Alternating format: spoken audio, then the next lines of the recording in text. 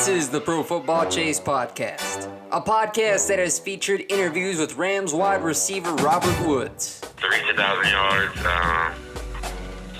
last year, unfortunately, I got hurt midway in the season. But other than that, just working and grinding to get to this point, and finally broke it with a lot of games left. Packers wide receiver Marquez Valdez-Scantling.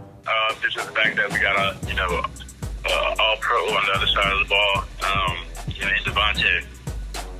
So when you got a guy like that, that's just going to get the main focus. Obviously, people start to know my name a little bit after I made a few plays here and there. Broncos offensive guard Ronald Leary. It would either have to be a counter or a pin and pull play when we get on the edge and run.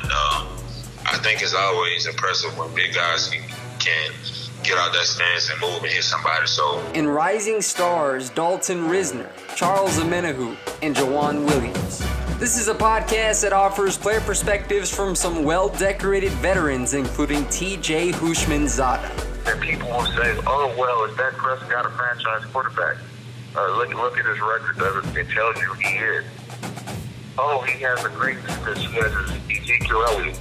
You tell me a quarterback in the entire NFL that's not Tom Brady that does more with less." Game previews, recaps, and analysis. Turn the volume up. The chase is on, and the chase is live.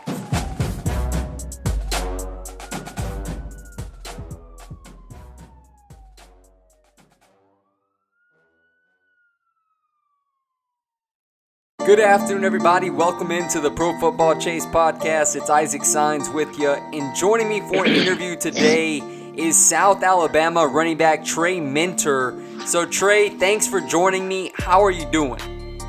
I'm doing pretty good, man. I couldn't feel no better. I was saying I feel pretty good. Good to hear, bro. I know that you've been preparing for the upcoming NFL draft, so I'm sure you've had a pretty booked calendar this month. But let's take it back a little bit, Trey. You were considered a 3-star recruit coming out of high school and ended up playing your first year of college ball at Garden City Community College in Kansas. So I ask you, what led you to take the JUCO route?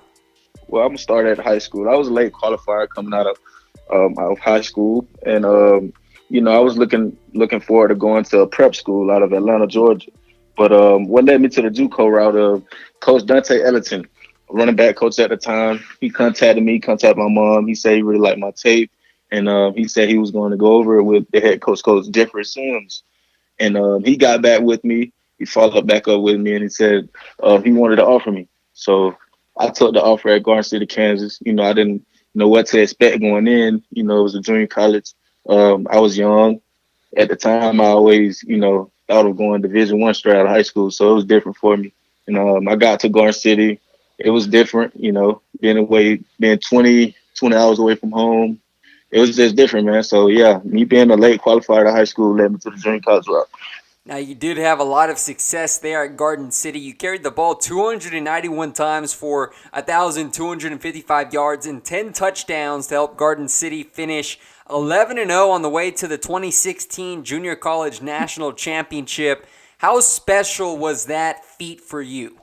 Man, that was very special. Being a part of that squad, being a part of those guys, they had the same mentality as me. They just coming in every single day, working, grinding, just there to do their job. And we looked up, we won the first 3 or 4 games, and we looked up, we was champions. It was just day in and day out with those guys. I was very honored to be a part of that squad. Now, you transferred to South Alabama ahead of the 2017 season and appeared in 12 contests with 5 starts. You ended up third on the team with 676 all-purpose yards. What was it about South Alabama that captured your interest when you transferred out of Garden City? Well, what led me to South Alabama, I was at Garden City, sitting at the number 1 running back coming out of junior college at the time.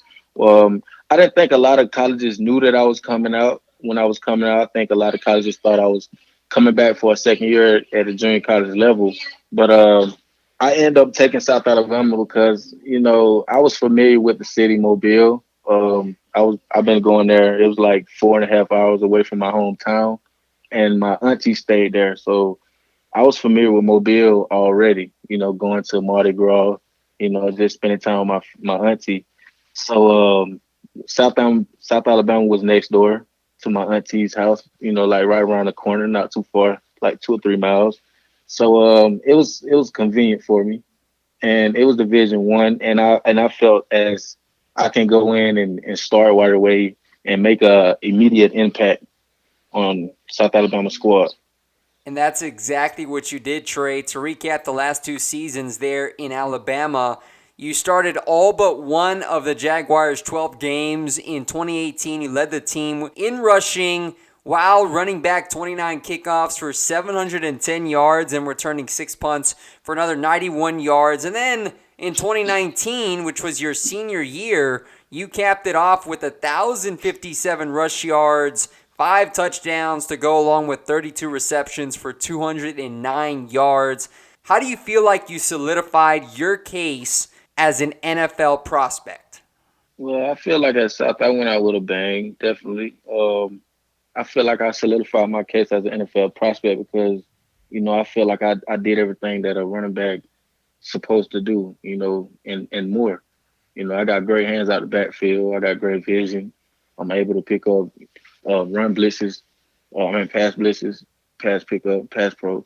Um, I just feel like I solidified myself, characteristic wise as well. I wasn't on a winning squad, but I handle myself in a professional manner, if that makes sense.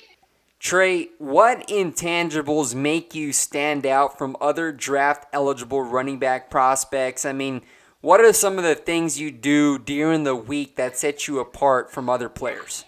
My focus. During the week I'm very focused. I practice like a dog. I don't ease up at practice. I practice how I play. How you see me in the game is how you see me at practice. I feel like you would love to come watch me, Trey Mentor practice. I mean, you can ask anyone, ask my teammates, ask my coaches.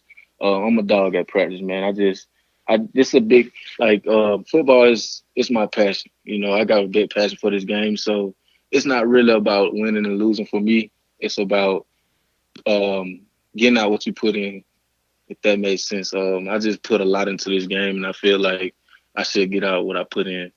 Trey, is there a current or former NFL running back that you like to watch film on? Yes, most definitely, man. I like to watch a lot of running backs, but I like to watch the freak, man. Saquon Barkley, Zeke Elliott. I like to watch the freaks. I like to watch a lot of old running backs like LaDainian Tomlinson, backs like that.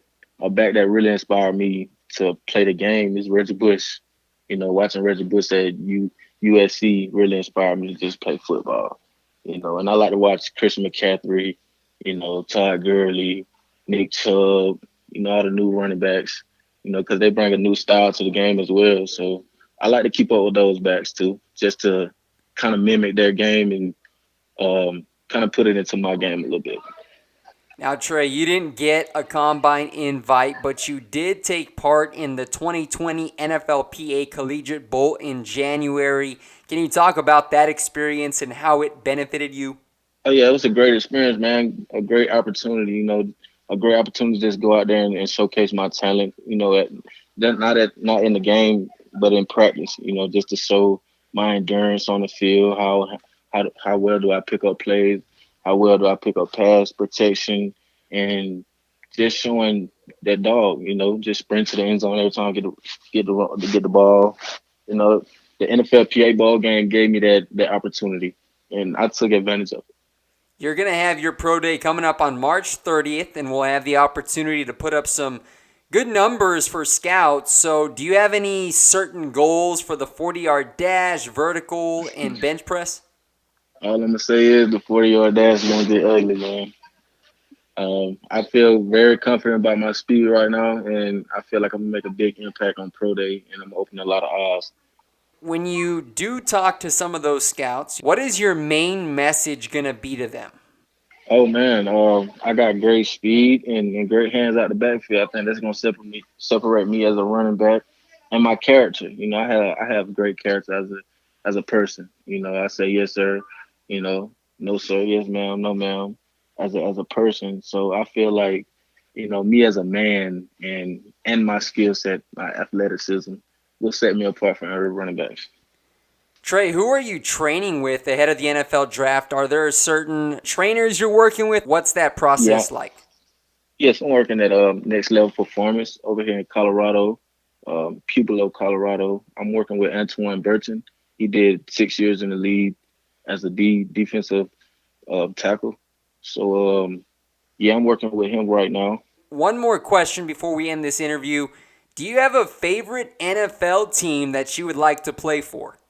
Um, Not really. I'm not really big on teams. I like individual players. Like I'm a player's person. So it's not really a certain team I'd rather go play for. Whoever picks me up and whoever's willing to give me the opportunity, I'm gonna take it. Well, you heard it there. Trey Minter, running back out of South Alabama. I'm sure your name will come up after an impressive pro day, which you claim you're going to have with that 40-yard dash speed, man. I wish Most you definitely. nothing but the best as you move forward in this process. Thanks again for joining me. Thank you. Take care, man. Blessings. All right. Thank you for having me.